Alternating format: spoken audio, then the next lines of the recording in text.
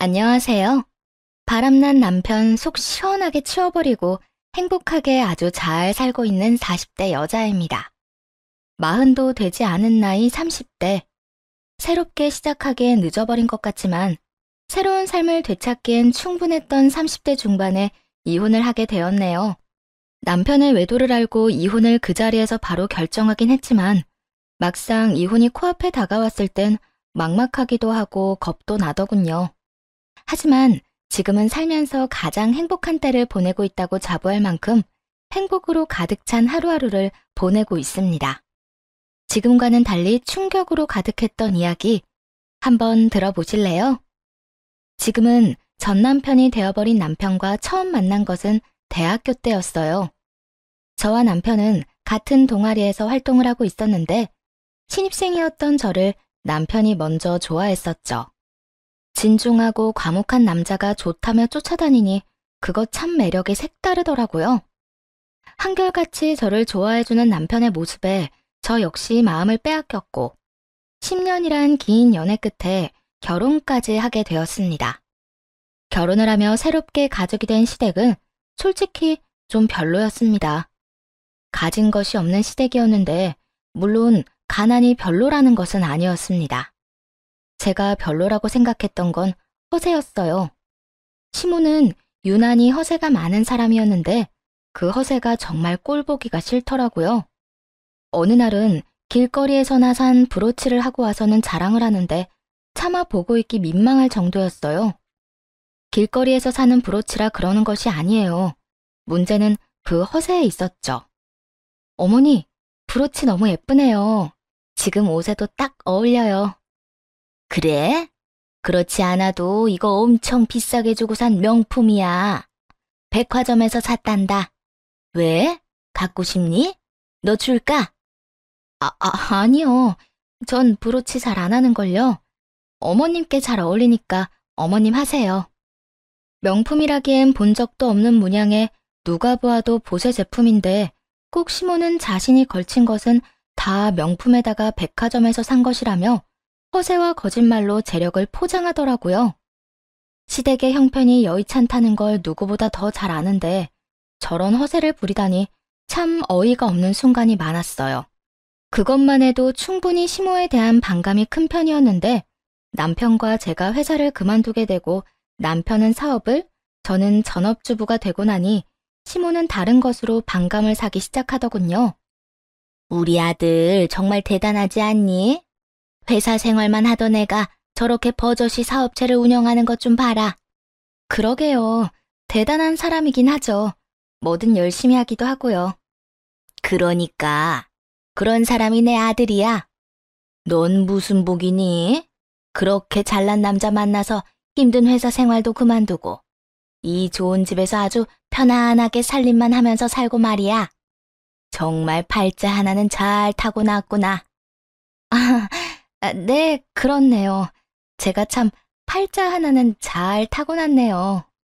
남편이 사업을 시작한 것도 저 정도까지 유지하고 있는 것도 저희 아빠의 도움이 컸다는 것을 누구보다 잘 알고 있으면서 저렇게 말하니 적잖게 당황스럽기도 하고 짜증도 살짝 나더라고요. 아들 타령이야 모든 엄마들이 하고 싶을 테니 그러려니 하려고 해도 저를 저딴 식으로 깎아내리는 것은 아니라고 생각했으니까요. 그리고 사실 제가 일을 쉬게 된 이유는 따로 있었어요. 회사를 다니며 임신을 했었는데 그것이 무리가 되었는지 유산을 했거든요. 유산을 하며 우울증이 왔고 사람들을 많이 만나야 하는 회사 생활이 큰 스트레스로 다가왔어요. 그래도 애착을 많이 가진 회사였기에 웬만하면 참고 다니려고 했지만 동료들에게 피해만 된다는 사실을 알고 그만두게 되었던 것이었죠. 그때 심리적으로나 육체적으로 얼마나 힘들어했는지 뻔히 아는 사람이 저딴 식으로 말하니 기분이 확 나빠질 수밖에 없었죠. 여기까지만 해도 충분히 제 기분은 나빴는데 시모는 임신에 관해서도 간섭을 하기 시작했어요. 걱정과 우려가 담긴 간섭이 아닌 오로지 저를 모함하기 위한 간섭을 말입니다. 그래, 그런데 너희 임신 노력은 하고 있는 거지? 한번 잘못됐다고 해서 아예 포기한 건 아니냐니 말이야. 아니면 혹시 네 몸에 문제라도 생겼니? 어머님, 저 몸에 아무 문제 없어요. 그리고 임신 문제는 저희가 알아서 할 테니 그것까지 간섭하지 말아주세요. 뭐? 너 지금 나한테 명령하니? 명령 아니고 부탁이라고 생각해 주시면 좋겠네요. 저 유산하고 몸도 마음도 많이 힘들었단 거 아시잖아요. 뻔히 다 아시면서 임신 이야기를 그런 식으로 꺼내면 아무리 저라도 기분 나빠요. 그러니까 다신 그런 이야기 꺼내지 마세요. 시모는 끝까지 대답을 하지 않고 돌아가 버렸고 아무래도 혼자 힘으로 시모의 입을 막을 순 없겠다 싶더라고요. 거기에다 시모가 올 때마다 스트레스가 이만저만이 아니니 남편에게 도움을 구해야겠다 싶었어요. 제 남편에게 이야기를 꺼냈어요. 여보, 오늘도 어머님 다녀가셨는데 나 너무 힘들어. 오실 때마다 당신은 치켜 세우면서 나는 집에서 밥만 축내는 식충이 취급만 하시고 최근엔 임신 이야기까지 꺼내는데 내가 어떻게 해야 할지 모르겠어. 그래? 그런 말을 한단 말이야? 아, 내가 엄마한테 연락해서 집으로 오는 건 자제하라고 할게. 당신 몸 안 좋다고 좋게 이야기할 테니까 걱정하지 말고. 그나저나 마음고생 심했겠네. 진작 말하지 그랬어. 당신 일도 바쁜데 괜한 일로 신경 쓰이게 하고 싶지 않았어. 나 혼자 어떻게 해서든 버텨보려고 했는데 오늘은 나 어머님이랑 싸우기까지 했어. 이대로 계속되다간 어머님이랑 진짜 크게 다툼이 일어날 것 같아서 당신한테 도움 구하는 거야. 그랬어? 당신같이 순한 사람이 오죽했으면 그렇게 싸우기까지 했겠어. 앞으로는 내가 알아서 할게. 내가 오지 말라고 했는데도 불구하고 혹시나 엄마 또 찾아오면 바로 나한테 전화해. 내가 바로 와서 해결해 줄게. 남편은 말한 대로 시모에게 연락을 해 당분간 집으로 오지 말아달라 잘 말했고 시모는 알겠다고 군말 없이 답했다고 하더군요.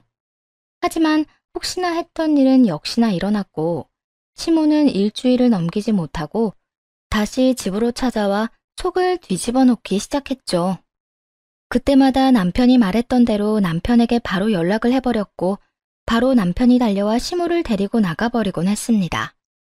그날도 마찬가지였어요. 시모는 반찬을 해서 왔다며 집으로 찾아왔고 외출길에서 돌아오던 길에 문 앞에서 딱 마주친 터라 피할 길도 없었어요.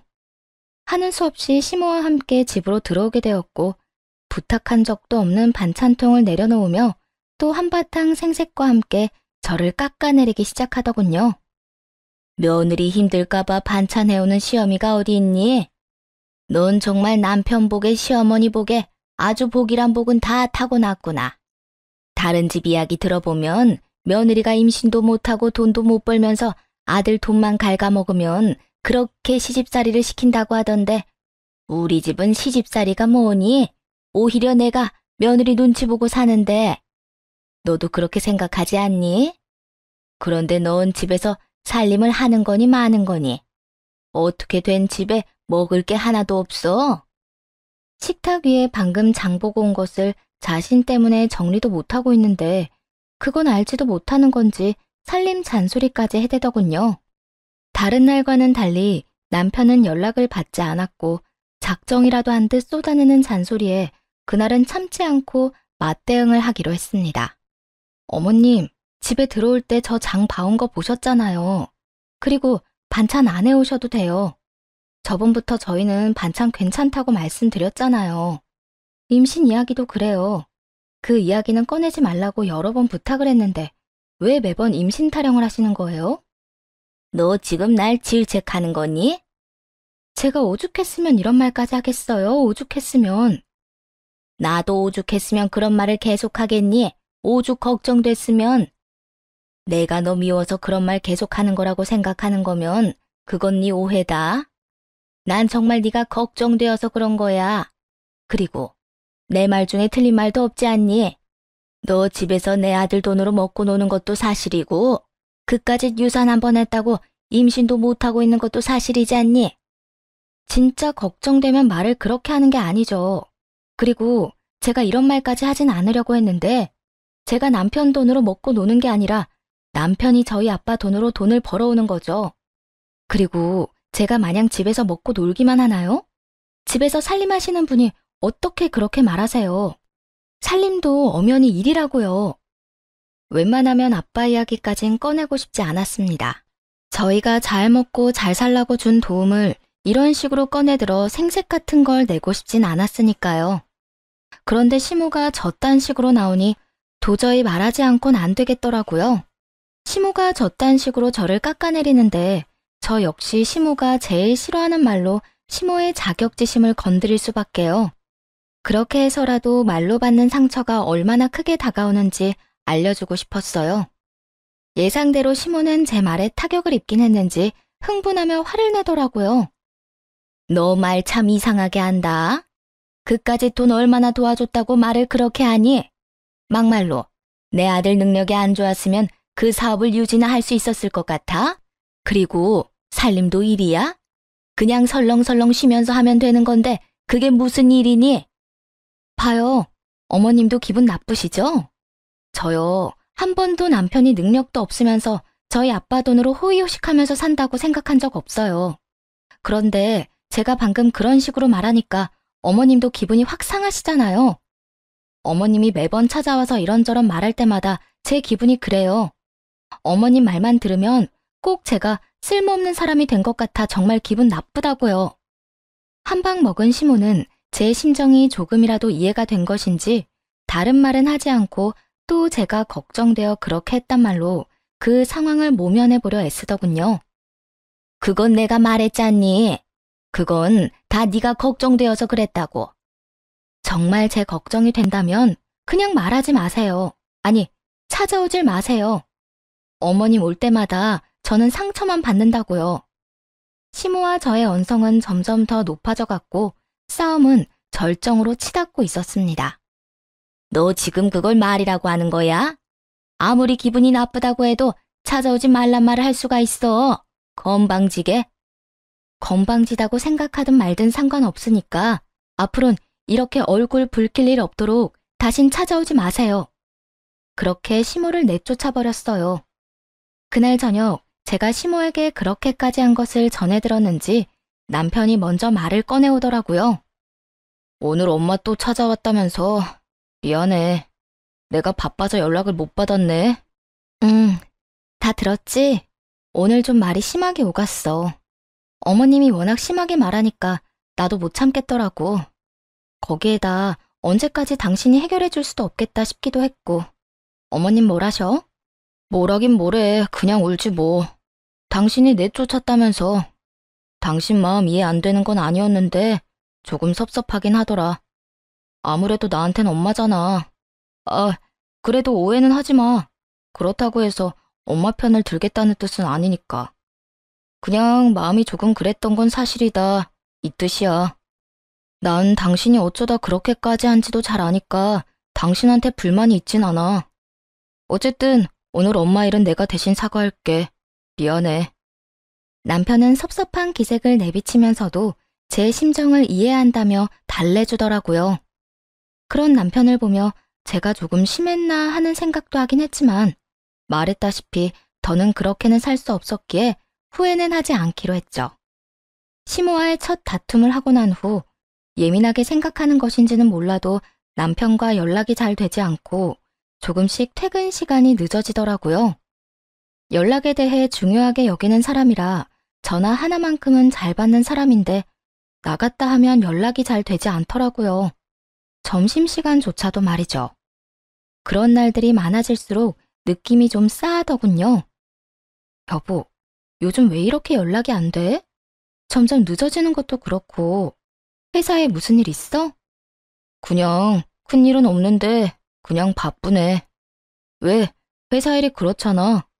아무것도 아닌 일인데 해야 할 건 많고 직원들은 직원들대로 불만이 많은 것 같으니 신경 써줘야 하고 몇 명 되지도 않는 직원인데 하나하나 신경 쓰고 일까지 처리하려니 조금 정신이 없네. 왜? 직원들 사이에서 무슨 말이 나와? 그만두겠다는 사람이 있어?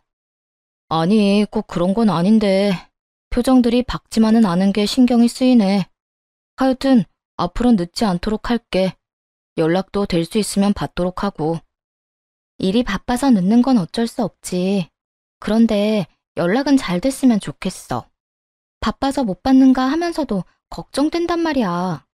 생전 안 그런 사람이 연락이 안 되니까 혹시나 사고라도 났나 싶고, 바빠서 연락을 못 받으면 늦더라도 문자라도 좀 줘. 알겠지? 알겠어. 그렇게 그간 신경 쓰였던 부분에 관한 문제는 일단락이 되었어요. 그러던 어느 날 같이 점심이나 먹을까 하는 마음에 연락했더니 또 연락을 받지 않더라고요. 마침 회사 근처이기도 해 회사로 찾아갔더니 남편뿐만 아니라 직원들도 식사를 하러 간 것인지 아무도 없더라고요. 온 김에 남편의 얼굴이라도 볼까 싶어 사장실에 앉아 남편을 기다리기 시작했고 40분쯤 지나자 남편이 들어오더군요. 저도 안면이 있는 여직원과 함께 말이에요. 두 사람은 사장실에 앉아있는 저를 발견했고 남편은 빠르게 다가와서는 묻지도 않은 일들을 설명하기 시작했어요. 여보, 언제 왔어? 연락하지 그랬어. 지연 씨 임신했다고 해서 축하도 할 겸 나가서 고기 좀 사주고 왔어. 오래 기다렸어? 남편은 제 손을 붙잡고 눈치를 살피느라 바빴고 여직원은 그 뒤에 서서 가만히 저를 보고 서 있더라고요. 아무런 표정도 없이 말이에요. 연락해도 안 받던데 뭐. 근처까지 온 김에 밥이나 같이 먹으려고 했더니 그나저나 지연 씨 임신 축하해요. 입덧은 안 해요? 들어보니까 입덧 때문에 고생하는 사람들도 많던데 여러모로 힘들겠어요. 남편의 행동이 조금은 이상하긴 했지만 미혼인 여직원의 임신 소식에 온 정신이 여직원에게 집중이 되었어요. 살짝 당황스러운 마음도 없지 않아 말 그대로 입에서 나오는 대로 축하 말을 전하게 되었고 여직원은 제 인사에 살짝 미소를 보이며 대답하더라고요. 입덧은 아직 없는데 잘 모르겠어요. 아직 워낙 초기라서. 힘든 것도 아직까진 별로 없는 것 같긴 해요. 사실 요즘은 몸보단 마음이 조금 힘들긴 하네요. 사정이 좀 있어서요. 그 힘든 사정이야 묻지 않아도 뻔하기에 굳이 묻지 않았어요. 그저 불편한 상황을 빨리 벗어나고 싶더라고요. 아, 그래요? 어쨌든 사장님한테 임신 보너스 좀 달라고 하세요. 그걸로 맛있는 거 많이 사 먹고 꼭 순산하세요. 감사해요. 사장님이 이미 많은 걸 주셔서 보너스까지 바라면 너무 염치 없을 것 같은데. 사장님, 저 보너스까지 주실 건가요? 농담이에요. 농담이라며 웃는 여직원과 저만 보고 있는 남편. 지금 생각해보면 여직원의 말도 남편의 행동도 의심스러운 것 투성인데 그땐 왜 몰랐는지 모르겠네요. 그저 남편이 워낙 다정한 사람이니 어련히 잘 챙겼나 보다 했는데 남편은 정말 여직원의 말대로 여러모로 많은 걸 주고 잘 대해주고 있었더군요. 하여튼 그날 남편은 일을 빨리 마무리하고 저와 함께 집으로 돌아왔고 그제야 여직원에 관해 궁금했던 걸 물었어요. 여보, 지연 씨 결혼 아직이지 않아? 내가 잘못 알고 있는 건가? 맞아. 결혼은 아직. 혼전 임신이야. 그렇구나. 나 아까 당황한 티 많이 났어? 순간적으로 좀 당황해서 너무 아무 말이나 했나 싶기도 해서. 혹시나 티 났으면 좀 실례되는 건 아닌가 싶어서. 아니야. 그런 티 하나도 안 났어. 그런데 왜 그렇게 지연 씨를 신경 쓰는 거야?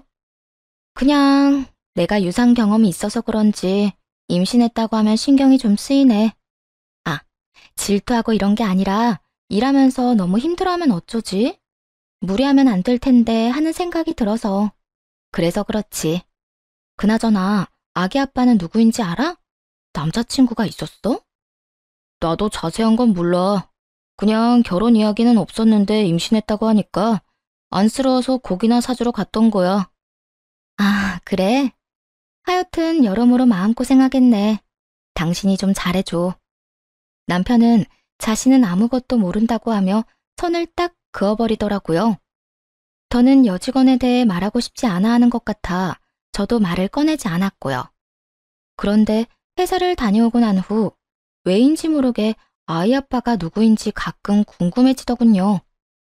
남의 일엔 크게 관심 가지지 않는 저인데 왜 이따금 궁금했는지 그 이유가 밝혀지는 데엔 그리 오랜 시간이 걸리지 않았어요. 평소와도 같은 날이었어요. 아침에 남편을 보내고 간단히 아침을 해결한 후 집안 대청소를 한 날이었죠. 마지막 환기를 시키며 커피 한 잔을 먹고 있는데 집으로 여직원이 찾아왔더라고요. 직원 혼자 사장 집에 찾아오는 일이 극히 드문 일이었기에 의아한 마음으로 문을 열어주었어요. 여직원은 한마디 인사도 없이 집으로 들어오더니 다짜고짜 이렇게 말하더군요. 사모님, 사장님과 이혼해주세요. 딱 이렇게 말입니다. 처음엔 꿈이라도 꾸는 건가 아니면 임신한 여자가 술을 많이 마신 건가? 별의별 생각을 다 했던 것 같아요. 그렇지 않겠어요? 다짜고짜 찾아와서 한다는 말이 내 남편과 이혼해달라고 하니까요. 얼마나 그 상황이 당황스러웠으면 말까지 다 더듬거리며 나오더라고요. 네? 지연 씨, 그게 갑자기 무슨 말... 이혼이라뇨? 저 임신했다는 건 그때 들으셨죠? 이 뱃속의 아기 아빠, 사실은 사장님이에요. 그러니까 사장님이랑 이혼 좀 해주세요. 그보다 본론만 말할 수도 없을 텐데요. 직설적인 그 말이 이해되지 않아 멍하니 서 있었어요. 못 알아들은 단어가 하나 없는데도 불구하고 충격이 너무 크니 뇌에서 이해를 거부하는 느낌이 들더라고요. 똑딱거리는 시계 초침 소리가 들릴 만큼의 무거운 침묵이 흐르고 가까스로 정신을 차려 여직원이자 상간녀에게 되물었어요. 그러니까 그 아기가 내 남편의 아기다. 이 말 맞죠? 너무 당황스러워 말도 제대로 나오지 않는데 상간녀는 너무나도 당당하게 답하며 또다시 이혼을 요구해 오더군요. 네, 제대로 들은 거 맞아요. 그러니까 제발 이혼 좀 해주세요. 전 제 아기 아빠 없는 애로 키우고 싶진 않아요. 사장님, 사모님 말고 저 사랑해요. 저하고 만난 것도 꽤 오래됐고 저한테는 사모님이랑 이혼하고 저랑 살 거라고 여러 번 말했었다고요. 오래됐다고요? 얼마나 만났는데요? 1년은 훨씬 넘었어요. 사장님이 먼저 저 좋다고 쫓아다녔고 저도 사장님 사랑하게 되었고요. 아니 그게 유부남인 거 알았잖아요. 나랑 그렇게 웃으면서 인사도 하고 대화도 나눠놓고 어떻게 그런 짓을 할 수가 있어요? 솔직히 나 아직 믿기지가 않아요. 지연 씨, 지금 하는 말 다 사실인가요? 네, 다 사실이에요. 사모님한테 죄송하긴 한데 이미 되돌릴 수 없는 상황이 되어버린 걸 어쩌겠어요. 그러니까 사모님이 물러나 주세요. 그리고 혹시나 사모님이 증거 보여달라고 하면 보여드리려고 준비했어요. 이렇게 말한 상간녀는 남편과 찍은 사진과 함께 남편과 나눈 대화까지 다 보여주더군요. 한눈에 보기 좋게 사진도 잘 정리되어 있었고 대화도 차곡차곡 잘도 모아줬더군요. 떨리는 손으로 휴대전화를 건네받아 그것들을 보는데 정말 억장이 다 무너져 내리더군요. 특히나 남편과 나눈 대화는 정말이지 가관이었어요. 자기야, 자기 진짜 이혼할 거지? 나 계속 이렇게 외롭게 살게 할 건 아니지. 이혼하고 나랑 아기랑 살 거지? 당연하지. 그러니까 지연이 너는 다른 걱정하지 말고 네 몸만 걱정해. 이혼은 내가 적당한 때를 보고 집사람한테 말할 테니까. 요즘 자기 보면 이혼할 생각이 있는 사람인지도 모르겠어. 이혼할 사람이 전화 한 통에 다 제쳐놓고 가버리는 게 말이나 돼? 그건 그럴 만한 이유가 있다고 했잖아. 그리고 너 임신하고 나선 내가 집사람 전화 받고 간 적 있어? 요즘엔 아예 전화도 안 받는 거 잘 알잖아. 지연아, 이혼해도 다 과정이 있는 거야. 되도록 조용히 이혼해야 좋은 거라고. 괜한 의심받게 되고 불미스러운 일 생기며 상황만 더 번거로워지고 돈은 돈대로 줘야 해. 위자료 그냥 주면 되잖아. 위자료가 아까워서 이혼 이야기를 못 꺼낸다는 게 말이나 돼? 내가 방금도 말했지. 여러 문제가 있어서 그렇다고. 다 내가 일이 되도록 하려고 이러는 거니까 넌 태교에나 힘써. 괜히 내가 집사람한테 미련이 남았느니 그런 말 하지도 말고 말이야. 너도 잘 알잖아. 나 집사람 안 사랑해. 10년이나 연애하고 3년이나 살았다. 그런 여자가 나한테 지금까지 여자일 것 같아? 그냥 같이 사는 사람이야. 마지못해 같이 사는 사람. 13년이면 정이나 의리 같은 게 있겠네. 자기, 똑바로 말해. 나야 아니면 자기 집사람이야? 그걸 말이라고 해? 난 당연히 우리 지연이지. 집사람하고 우리 정, 그딴 것도 없어. 부부싸움 한 번 없이 사는 이유가 뭐겠어? 부부 사이가 너무 좋아서? 아니야. 그만큼 감정이 없다는 거야. 아무 감정도 없는데 싸울 일이 있겠어? 정말이지? 난 자기 말만 믿는다. 그래, 생각을 좀 해봐. 엄마한테 그딴 식으로 구는 여자를 어느 남자가 좋아하겠어? 내 돈으로 호의호식하면서 살면서 콧대는 얼마나 높은 줄 알아? 나 그 비위 맞추고 사는 거 아주 지긋지긋해 죽겠다고. 하루라도 빨리 이혼하고 싶은 사람은 나야, 나. 그러니까 그렇지 않아도 마음 급한 사람 그만 좀 닥달해. 우린 서로 힘들게 하지 말자, 어? 제 앞에선 둘도 없는 제 편이었던 사람이 뒤에선 시무와 별반 다르지 않은 말을 하고 있었어요. 충격으로 다리에 힘이 풀려 주저앉고 싶은 것을 얼마나 참았는지 모릅니다. 되뇌고 또 되뇌며 대화 내용을 보고 있는데 남편이 헐레벌떡 집으로 오더라고요. 야, 너 여기서 뭐해? 너 진짜 미쳤어? 당장 안 나와? 아, 왜 이래? 이거 나? 상황을 보아하니 지금 일어나는 상황이 서로 합의된 상황은 아닌 듯 보였어요. 남편은 어떻게 해서든 상간녀를 끌고 나가려 애쓰고 있었고 상간녀는 거실 바닥에 거의 눕다시피 하며 버티고 있었으니까요. 일단 나가. 여기서 당장 나가자고. 여기가 어디라고 감히 찾아와? 왜? 내가 여길 왜 못 오는데? 자기가 이혼하겠다며. 이혼한다고 했잖아. 자기가 말 안 하고 있길래 내가 대신 말해주러 온 건데 칭찬은 못 해줄 망정 날 왜 끌어내려고 해? 너 진짜 미쳤어? 내가 언제 그딴 말을 했어? 내가 왜 이혼을 해? 그리고 내가 왜 자기야? 너 망상증 있어? 남편은 최선을 다해 상간녀의 말을 부인하더군요. 자신의 아기를 가진 여자를 정신병으로 몰아가면서까지 말이에요. 그 모습을 보는데 정말 온갖 정이 뚝 하고 떨어졌어요. 상간녀는 남편의 말이 충격적이긴 했는지 남편의 손을 뿌리치곤 일어나서 남편을 똑바로 보며 따져 묻기 시작하더군요. 자기, 진짜 왜 그래? 이미 조용한 이혼은 물 건너갔어. 이젠 더럽든 말든 그냥 이혼만 남았을 뿐이야. 이미 내가 우리 사진이랑 우리가 나눴던 대화, 이 뱃속의 아기 아빠가 자기라는 사실까지 다 말했다고. 뭐야? 도대체 왜 그랬어? 내가 알아서 다 한다고 했잖아. 그걸 몰라서 물어? 하루라도 빨리 오빠랑 살고 싶어서 그랬잖아.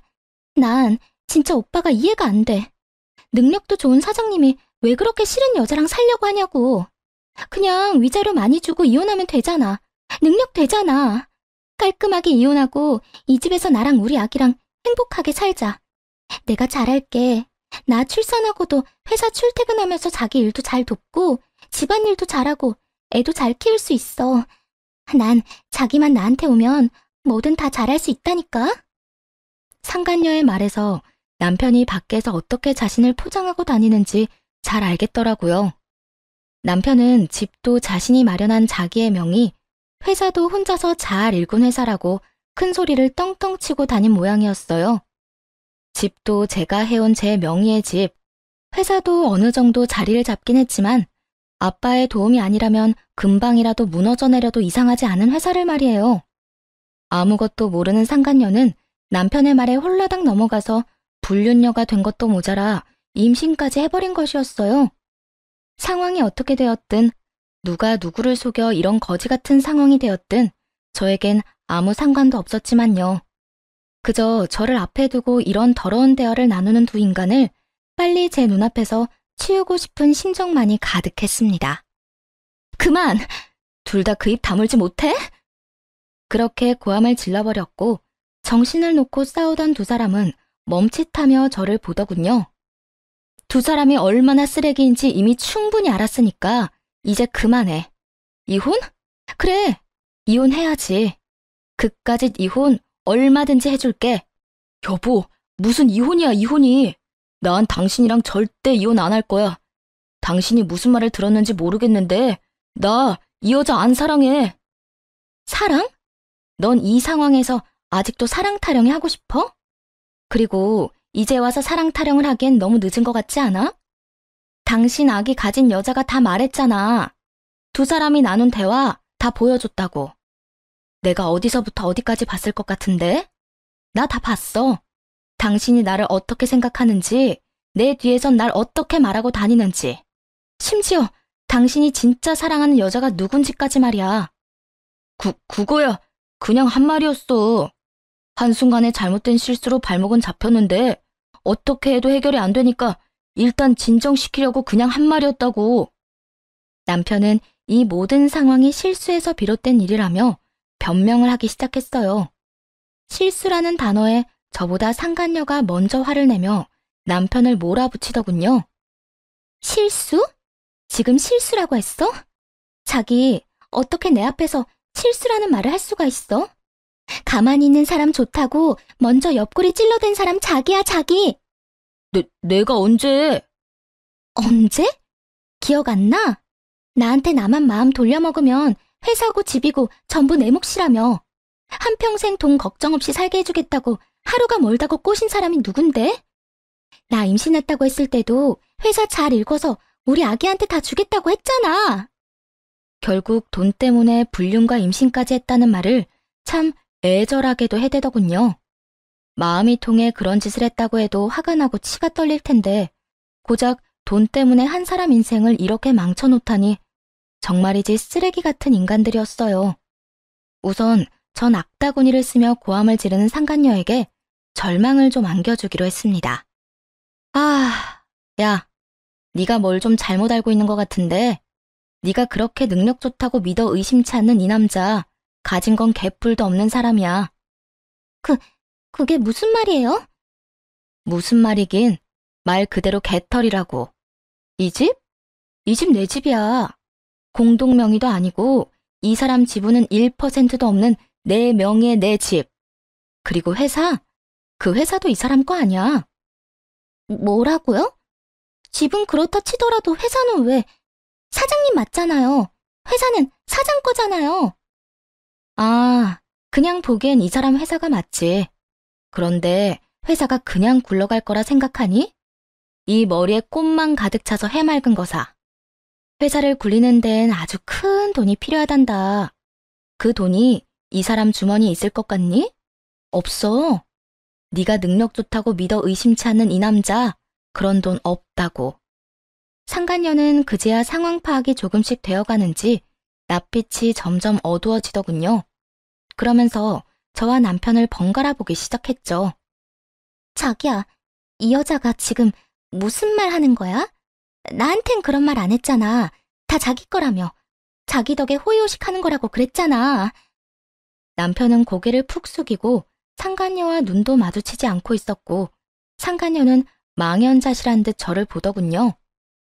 그리고 이 사람이 왜 나랑 이혼을 안 하는지 이해가 안 된다고 했지?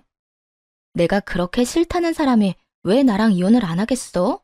아니, 왜 못 하겠어? 나랑 이혼하면 자기 인생도 자기 회사도 우르르 무너진다는 걸 잘 아니까. 그래서 이혼하더라도 내 비위 맞춰가며 조용히 회사엔 지장 없게 이혼하려 했다는 거란다.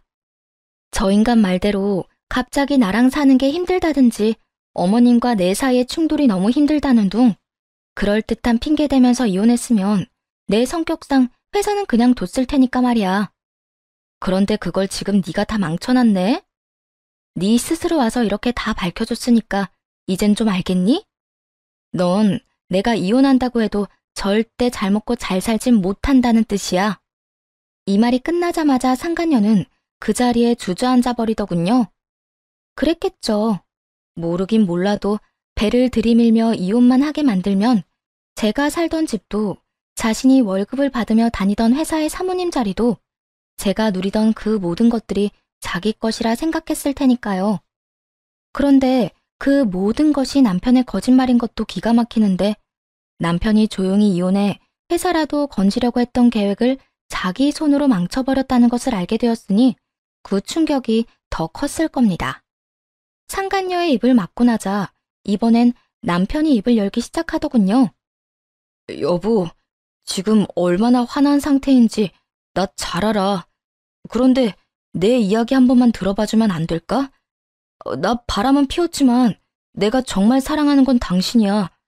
내가 이때껏 당신한테 어떻게 했는지 잘 알잖아. 우리가 함께한 세월이 13년이야. 내 인생의 여자는 당신뿐이라고. 13년이나 된 여자라서 여자로 보이지도 않고 정도 우리도 없다고 했단 말이랑은 참 상반되는 변명이네. 그건 그냥 한 말이라니까. 여자 꼬시는 남자가 무슨 말이든 못하겠어. 다 봤으니 당신도 알 거 아니야. 얘가 워낙 이혼하라고 자꾸 재촉하니까 좀 달래려고 그냥 한 말이라고. 지금은 뭐가 다른데? 지금도 고작 이 위기 좀 모면해보고자 그냥 하는 말이잖아. 이미 다 밝혀졌는데 좀 깔끔하게 인정하고 끝내면 안 되니? 꼭 끝까지 이렇게 밑바닥을 보여야겠어? 밑바닥이 아니라 내가 당신을 사랑하는 진심을 말하는 거야. 내가 당신을 사랑하는 마음은 진심이야. 그러니까 나 한 번만 용서하고 기회를 줘. 남자들 왜 한 번의 잘못 정도는 하고 산다고들 하잖아. 그 한 번의 잘못 지금 했다 치고 나 좀 용서해 주라. 치고? 치는 게 아니라 잘못한 거 맞아. 그것도 다신 되돌릴 수 없는 잘못. 당신이 날 사랑하는 마음이 진심이든 말든 난 상관없으니까 당장 네 애 가진 여자 데리고 꺼져. 경찰 부르기 전에 당장 꺼지란 말이야. 고함을 지르며 두 사람을 떠밀었고 도무지 가라앉을 줄 모르는 제 화에 남편은 상간녀를 데리고 나가더군요. 두 사람을 쫓아내고 난 후 너무나도 고요한 집에서 얼마나 울었는지 모릅니다. 든든한 나만의 가족이라고 믿었던 남편의 배신은 생각보다 너무나도 힘든 일이더군요. 평소 다툼 한 번 없이 살았던 것이 이럴 땐 원망스럽기까지 하더라고요. 평소에 싸우기라도 했었다면 이런 상황을 상상이라도 하고 살았을 텐데 정말이지 단 한 번도 상상조차 못했던 상황에 그 충격이 더 크게 느껴졌으니까요. 제 마음의 억장이 무너져도 이혼은 꼭 서둘러야만 하는 상황. 정신을 다잡기로 했습니다. 우선 아빠에게 모든 사실을 알렸고 분노한 아빠는 그간 투자했던 투자금을 회수하며 투자 예정이었던 계획도 철회해버렸습니다. 그리고 변호사를 즉시 선임해 소송을 준비하기 시작했어요. 상간녀가 휴대전화를 보여줄 때 제 휴대전화로 보낸 사진들이 있었고 상간녀가 임신한 사실이 저에겐 유리하게 작용했어요. 생각보다 긴 시간이 걸리긴 했지만 소송은 승소했고 무사히 이혼하게 되었습니다. 이혼이 진행되는 동안 전 남편의 회사는 망해버렸어요. 몇 분 되진 않았지만 회사에 일하던 직원들은 원하는 사람들에 한해 저희 아빠 회사로 이직 처리가 되었고요. 회사를 정리하던 날 전 남편이 회사로 왔더라고요. 정말 마지막이라 생각했는지 더 간절하게 매달리기 시작하더군요. 여보, 진짜 다시 한 번만 생각해주면 안 될까? 나 진짜 당신 없이 못 살 것 같아서 그래. 아직도 포기를 못했어? 이제 그만 포기 좀 해. 난 당신한테 조금의 미련도 없어. 그렇게 냉정하게 굴지 말고. 우리 진짜 좋았잖아. 내가 당신한테 씻을 수 없는 상처 준 거 잘 알아. 내가 살면서 다 갚을게. 아니야. 내 상처는 내가 알아서 할 테니까 넌 네 새끼나 잘 키우면서 살아. 그때 보니까 아주 천생연분이더라. 그렇게 잘 맞는 여자 만나는 것도 기적 같은 일이니까 나한테 와서 시간 낭비 그만하고 네 인생 살아 이제. 여보, 정말 끝까지 이럴 거야? 당신은 내가 쫄딱 망하고 거지같이 사는 거 보면 아무렇지 않을 것 같아? 당신 그렇게 냉정한 여자 아니잖아. 막상 내가 불쌍하게 사는 걸 보면 당신도 마음 안 좋을 거라고. 그러니까 내가 이렇게 숙이고 들어갈 때 못 이기는 척 그냥 좀 받아주면 좋잖아. 전 남편은 모든 걸 빼앗겨버린 충격이 큰 것인지 혼자만의 망상에 빠져 헤어나오지 못하고 있더라고요. 본인이 불쌍해진 꼴을 보면 제 마음이 더 아플 거라 확신하는 말을 듣는데 정말 진심 가득한 웃음이 터져나오더군요. 정신 차려. 내가 왜 슬퍼? 난 당신 망하는 꼴 보려고 이혼하는 거야. 아직도 모르겠어? 당신 덕에 내가 호의호식하면서 산 게 아니라 내 덕에 당신이 호의호식하며 살 수 있었단 걸 똑바로 잘 알고 살아. 앞으론 제발 얼굴 보지 말고 살자. 소식도 전하지 말고 연락도 하지 마. 전 오락가락하는 전남편을 뿌리치고 돌아와 버렸어요. 그것이 전남편을 마지막으로 만난 날이었네요. 그렇게 이혼하고 전남편과의 연만 끊어내면 다 끝일 거라 생각했는데 그게 아니더라고요. 폐인이 되어버린 전남편을 제발 좀 살려달라고 애원하기 위해 이번에는 전시모가 찾아왔으니까요. 매번 저를 볼 때마다 당당하던 모습은 온데간데 없이 사라지고 한없이 비굴한 모습으로 앞에 서 있는 전시모의 모습을 보는데 안쓰럽기는커녕 꼴도 보기 싫더라고요. 아가, 이때껏 마음고생 정말 많았다. 내가 모든 사실을 알고 나서 그 모자란 놈 얼마나 혼내는 줄 모른다. 능력도 쥐뿔 없는 인간을 사람고실하게 만들어줬더니 뭐? 바람? 내가 기가 막혀서 정말. 내가 너한테 너무 미안해서 면목이 없구나. 아, 네. 그러면 이만 가보세요. 저는 그 가소로운 연기를 보고 싶지도 않아 문을 닫아버리려고 하니 시모가 다급히 문을 붙잡고 본론을 꺼내놓기 시작했어요. 아주 다급하게 말이에요. 아가, 그러지 말고 내 아들 한 번만 용서해주면 안 되겠니? 너랑 이혼하고 내 아들 지금 꼴이 말이 아니다. 그 멀쩡하던 애가 집에만 처박혀서 아무것도 안 하고 그냥 숨만 쉬고 살아. 다른 건 몰라도 사람 고실은 하고 살게 해야지 않겠니? 네 마음이 어떤지 잘 알긴 하는데 이번 한 번만 그냥 덮고 넘어가주면 내 아들은 물론이고 나도 너한테 평생 자라마. 사람부터 좀 살려주면 안 되겠니? 저기요, 아줌마. 저는 아줌마 아들이 뭘 어떻게 살던 전혀 상관없거든요. 그러니까 여기서 그 되지도 않은 연기하지 말고 그렇게 연기가 하고 싶거든 방송국에나 가보세요. 방금 그 연기는 소름이 쫙 끼치는 게 꽤 볼만했거든요. 뭐라고? 야, 너 지금 말 다 했어? 말이야, 아줌마보다 내가 할 말이 더 많지 않겠어요? 틈만 나면 그렇게 날 구박하지 못해서 안달이더니 이제 와서 못난 자식 사람 구실이라도 하게 해달라고 살살 기어다니면 제가 감동의 눈물이라도 흘리면서 알겠다고 할 줄 알았어요? 꿈 깨세요. 당신 아들이 폐인 되든 쓰레기가 되든 알아서 해결하시라고요. 전시모는 본격적으로 저에게 쏟아부을 준비를 하는 듯 했지만 전 그대로 전시모를 밀치고 문을 닫아버렸어요. 그렇게 정말 끝일 거라 생각했는데 끝날 때까지 끝난 것이 아니라고 이번엔 상간녀가 찾아왔더라고요. 그냥 무시해버리고 경찰을 불러버릴까 고민도 했지만 입이 10개라도 할 말이 없는 사람이 무슨 이유로 저를 찾아왔나 들어는 보자 싶어 문을 열어줬어요. 굳게 닫혔던 문이 열리고 상간녀는 제 얼굴을 보자마자 무릎을 꿇고 빌기 시작하더군요. 사모님, 제가 정말 잘못했어요. 제가 그땐 뭘 몰라도 너무 몰랐어요. 사장님 저 말고 사모님만 사랑한다는 그 말 진심이에요. 제가 사장님이 너무 탐이 나서 거짓말했던 거예요. 그러니까 사장님 좀 용서해주면 안 될까요? 언제는 제발 이혼해달라고 빌더니 이제 와서 다시 살아달라고 비는 꼴이 볼만하더라고요.